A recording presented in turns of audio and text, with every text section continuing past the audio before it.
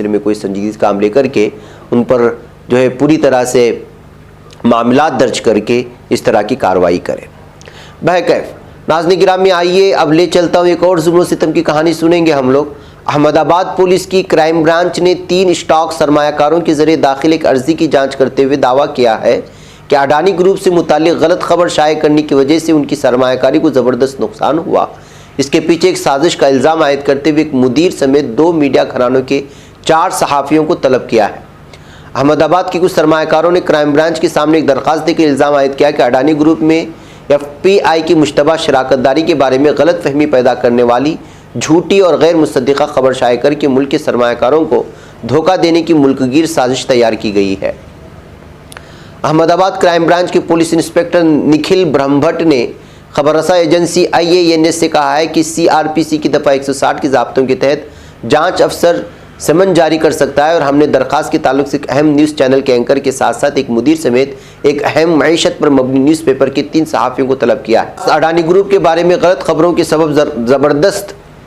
नुकसान का दावा करने वाले अहमदाबाद के 3 सरमायाकारों के ज़रिए दाखिल किया गया है। बहरकैफ नाज़रीन गिरामी, अडानी के सिलसिले में जो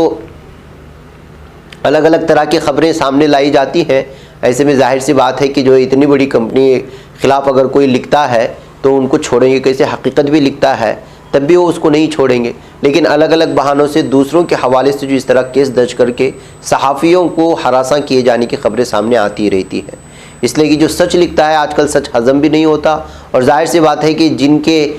जिनकी मिल्कियत में बड़े बड़े चैनल हैं उनके ख़िलाफ़ अगर कोई लिखता है तो जाहिर सी बात है उनके ख़िलाफ़ जो है पूरी तरह से मीडिया ट्रायल भी चलता है और जो है एजेंसियों का इस्तेमाल करके इस तरह के लोगों को धमकाने की भी कोशिशें होती हैं। जैसा कि आमतौर पर अब हम लोग देख रहे हैं, भारत का अब आम मिजाज यही हो गया है कि अगर आप सच बोलते हैं, हकीकत बोलते हैं, सच दिखाने और सुनाने की कोशिश करते हैं तो फिर यहाँ की एजेंसियाँ, सिक्योरिटी एजेंसियाँ मुतहर्रिक हो जाती हैं और किसी न किसी बहाने आपको जो है गिरफ्तार करके हिरासत में लेकर के आपको हरासा करने की कोशिश हो रही है और गुज़िश्ता कुछ बरसों से ये सिलसिला देखने को मिल रहा है।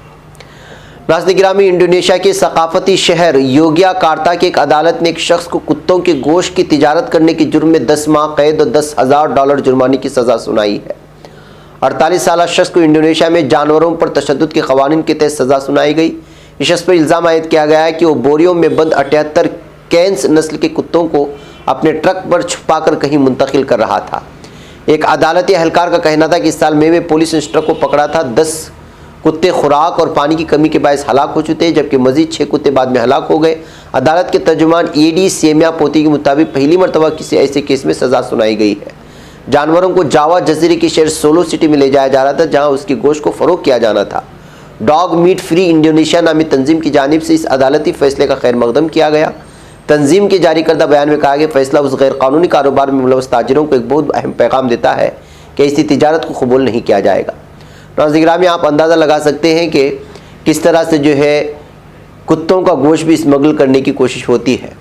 जब इस तरह की खबरें सामने आती है तो डर लगता है कि आप किसी 5 स्टार 3 स्टार या ऐसे होटलों में बैठ कर के खाना खाएं जहां हमें पता ही नहीं चलता है कि वो गोश्त किस जानवर का परोसा जा रहा है। यही वजह है कि हमेशा से इस बात की जानिब हमेशा तवज्जो दिलाने की कोशिश होती है कि जब आप किसी होटल में या बैरूनी किसी भी रेस्तोरां में बैठ कर के खा रहे होते हैं तो सबसे पहले इस बात को यकीन बना लें कि वो हलाल है और है भी तो किस जानवर का गोश्त है। इसलिए कि लगातार इस तरह की खबरें वक्तन फ़वक्तन निकल कर के सामने आती हैं और ज़ाहिर